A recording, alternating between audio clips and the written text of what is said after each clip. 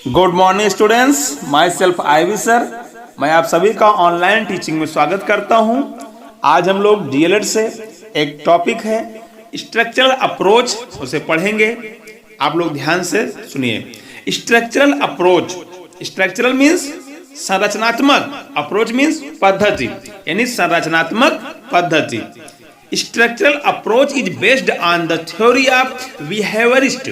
ध्यान दें, structural approach यानी संरचनात्मक पद्धति, बेस्ड मीन्स आधारित है, थ्योरी ऑफ, थ्योरी मीन्स सिद्धांत, theory of behaviourist, behaviourist means व्यवहारवादी, व्यवहारवादी सिद्धांत पर आधारित है।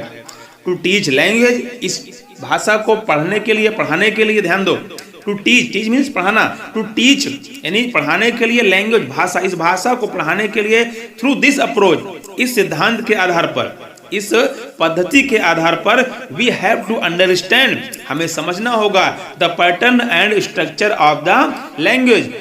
इस पद्धति को पढ़ाने के लिए हमें समझना है, क्या समझना है? पैटर्न एंड स्ट्रक्चर, उसके प्रारूप को और उसकी संरचना, किसके? ऑफ द लैंग्वेज, भाषा की, यानी भाषा की संरचना और भाषा के प्रारूप को समझना होगा। ईच एंड एवरी लैंग्वेज, प्रत्येक, हर एक भाषा में, हैज इट्स ओन स्ट्रक्चर, उसका अपना निजी स्ट्रक्चर होता है, उसकी अपनी संरचना होती है। एवरी लैंग्वेज डिफर्स स्ट्रक्चरली, प्रत्येक भाषा, एवरी लैंग्वेज डिफर्स स्ट्रक्चरली, जो प्रत्येक भाषा है उसका जो स्ट्रक्चर है वो डिफर है, डिफर मीन्स अलग अलग है। For example, there are structural difference, there are structural difference between Hindi and English, अंग्रेजी और हिंदी भाषा के जो स्ट्रक्चर है वो अलग अलग है। इन हिंदी, जैसे ध्यान दो, in Hindi the verb is placed at the end of sentence, verb का जो स्थान है, जो क्रिया का स्थान है, एंड ऑफ सेंटेंस, वाक्य के अंत में होता है।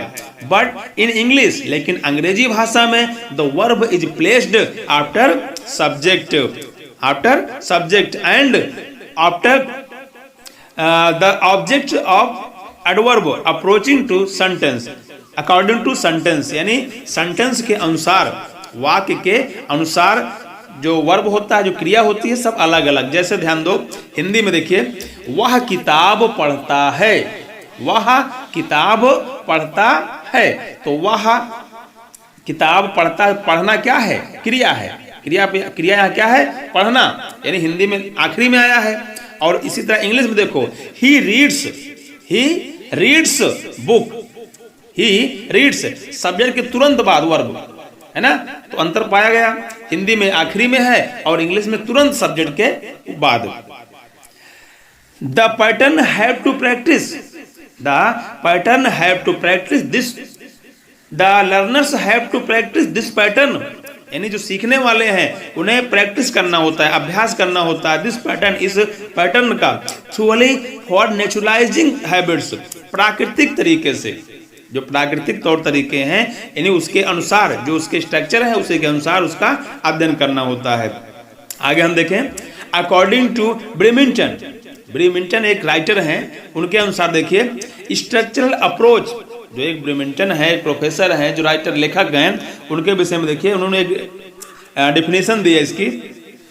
Structural approach is a scientific study of the fundamental structure of the English language.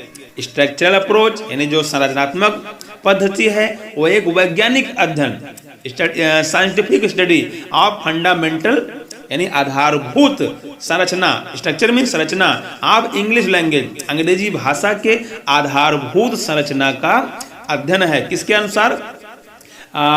ब्रेमिंटन के अनुसार। देयर एनालिसिस, उनका विश्लेषण, एंड लॉजिकल अरेंजमेंट, और